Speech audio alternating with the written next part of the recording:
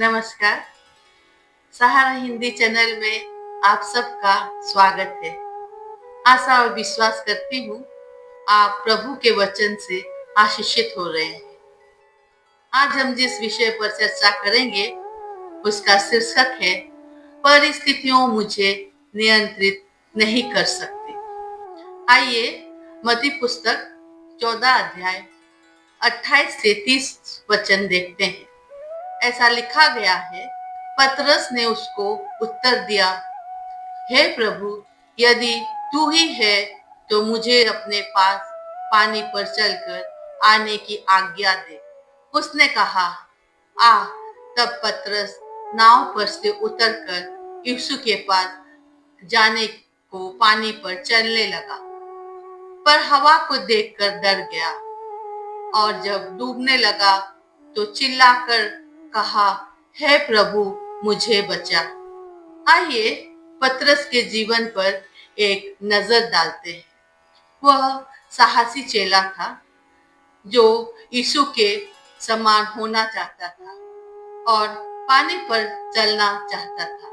यीशु की आज्ञा का पालन करते हुए उसने ऐसा किया, लेकिन जैसे ही उसने अपने चारों ओर परिस्थितियों को देखा, भय उसके भीतर घुस गया और वो डूबने लगा। अक्सर हम पतरस के समान होते हैं। बुरी खबर सुनना हमारी कई रातों की नींद छीन सकता है। कभी कभी यह सुनना कि अर्थव्यवस्था खराब है हमें अपनी नौकरी या निवेश को लेकर डरावने लगता है। हम परिस्थितियों और समस्याओं को देखते हैं और उन्हें अपने विचारों पर हावी होने देते हैं, जिससे हमारा मनोबल गिर जाता है और हम निराश हो जाते हैं। लेकिन परमेश्वर की संतान होने के नाते मैं आपको बताना चाहती हूँ कि तुम्हारा जीवन, तुम्हारी शांति परिस्थितियों से नियंत्रित नहीं होनी चाहिए।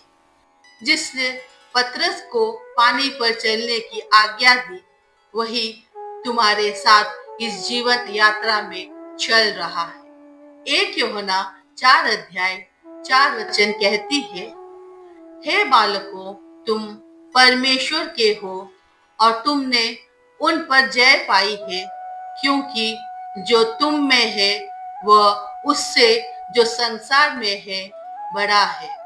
वही है जो आंधी और प्रचंड समुद्र को नियंत्रित कर सकता है और सबसे बुरी परिस्थितियों को भी तुम्हारे भले के लिए बदल सकता है। भजन संहिता 23 अध्याय 5 पर कहती है कि तू मेरे सताने वाले के सामने मेरे लिए मेज बिछाता है। तूने मेरे सिर पर तेल मला है, मेरा कटोरा उमड़ रहा है।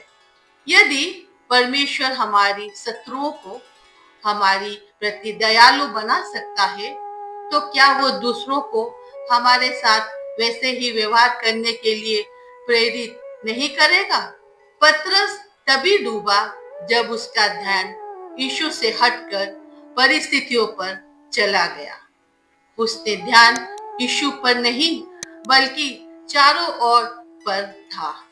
आज यदि हम अपनी परिस्थितियों से ऊपर चलना चाहते हैं तो अपना ध्यान यीशु पर लगाओ। वही है जो पूरी ब्रह्मांड को नियंत्रित करता है और तुम्हारे किसी भी परिस्थिति को बदल सकता है। जो कोई अपने पहाड़ से बात करता है बिना किसी संदेह के और विश्वास करता है, तो जो कुछ वो कहता है वैसा ही होगा और उसे वही मिलेगा। यह पहाड़ क्या है? यह कुछ भी हो सकता है। अपनी समस्याएं, असफलताएं या कोई भी चीज जो आपके और परमेश्वर के बीच बाधा बन रही है। यीशु ने स्पष्ट रूप से कहा, अपने पहाड़ से बात करो और उसे हट जाने का आदेश दो। आप यह कैसे कर सकते हैं? विश्वास करके कि आप हर परिस्थिति पर विजय पा सकते हैं। आपको केवल राई के दाने जितना विश्वास चाहिए और वह विश्वास तब प्रकट होता है जब आप विश्वास के वचन बोलते हैं। जब आप अपने पहाड़ से बात करते हैं तो आप ये स्वीकार करते हैं कि परमेश्वर में सामर्थ्य है कि वो आपकी परिस्थितियां बदल सकता है। हमारा परमेश्वर इतना महान है कि वो पहाड़ों को हटा सकता है, वो पानी पर चल सकता है, वह मृतकों को जीवित कर सकता है। यही परमेश्वर हमारे भीतर रहता है। वही अलौकिक सामर्थ हमारे लिए उपलब्ध है। जो तुम में है वो उससे बड़ा है जो संसार में है। यदि आप बिना संदेह के सच्चे मन से विश्वास करोगे तो आप पाओगे। परमेश्वर चाहता है कि आप ये जाने कि वह नहीं चाहता कि आप उसके द्वारा दिए गए आशीर्वाद से कम में संतुष्ट हो। याद करो कैसे यीशु ने आंधी और समुद्र को डांटा और अधिकार पूर्वक कहा, शांत हो जाओ, और फिर बड़ा ही शांति का माहौल हो गया। धैर्य महान आशीषें लाता है। आइए हम प्रार्थना करें। हे पिता, मैं विश्वास करती हूँ कि जब आप मुझ में हैं तो मैं हर कठिन परिस्थिति पर विजय पा सकती हूँ, क्योंकि आप हर परिस्थिति को नियंत्रित करते हैं जिसका मैं सामना करती हूँ, ताकि मैं जीवन की आशा के साथ और बिना किसी भय के जी सकूं। मैं अपने पहाड़ से कहती हूँ कि ये यीशु के नाम से हट जाए। आमीन। प्रभु हम सबको आशीष दे।